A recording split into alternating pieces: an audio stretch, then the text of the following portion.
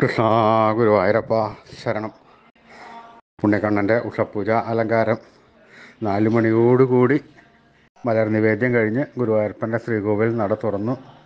അത് ആ ശ്രീലകത്ത് നമ്മുടെ പൊന്നുണ്ണിക്കണ്ണൻ പുഞ്ചിരി തൂകി നിൽക്കുകയാണ്. നെയ്വിളക്കെല്ലാം നല്ല ശോഭയോടുകൂടി കത്തുന്നു.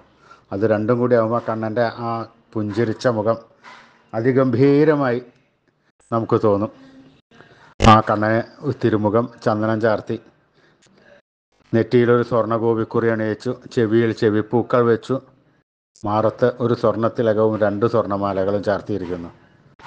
പൊന്നിൻ കിങ്ങിണി കെട്ടി പട്ടുകോണകം കൊടുത്ത് ഒരു പീതാംബരപ്പട്ടാണ് ഞുറിഞ്ഞുകൊടുത്തിരിക്കുന്നത്.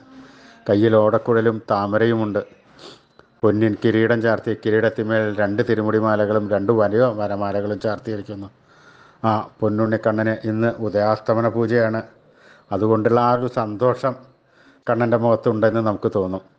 അങ്ങനെ ആ പുഞ്ചിരിച്ച് നിൽക്കുന്ന ആ പൊന്നുണ്ണിക്കണ്ണനെ നട തുറന്ന സമയത്ത് ഭക്തന്മാരെല്ലാവരും കണ്ട് നാരായണനാമം ജപിച്ച് കണ്ണൻ്റെ അടുത്തേക്ക് ഓടിയെത്തുന്നു, നമസ്കരിക്കുന്നു, കണ്ണനോട് പ്രാർത്ഥിക്കുന്നു. കണ്ണൻ അവരെല്ലാവരെയും അനുഗ്രഹിക്കണം.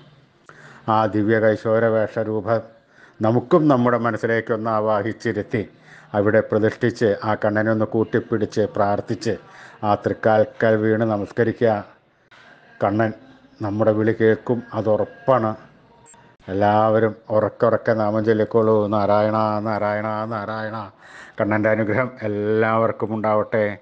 കണ്ണന് നമ്മുടെ ആത്മാർത്ഥമായ പ്രാർത്ഥന മാത്രമേ വേണ്ടൂ. കണ്ണൻ നമ്മുടെ ഒപ്പം എപ്പോഴും ഉണ്ടാവും. വേണ്ട സമയത്തെല്ലാം വേണ്ടതെല്ലാം വാരിക്കോരി തന്ന ആ കണ്ണൻ നമ്മളെ അനുഗ്രഹിക്കുന്നതാണ്. ഹരേ ഗുരുവായൂരപ്പ ശരണം. കൃഷ്ണായ വാസുദേവായ ഹരേ പരമാത്മനെ പ്രണതക്ലേശനാശായ ഗോവിന്ദായ നമോ നമ. നാരായണ നാരായണ നാരായണ. ഹരേ ഗുരുവായൂരപ്പ അനുഗ്രഹിക്കണേ നാരായണ.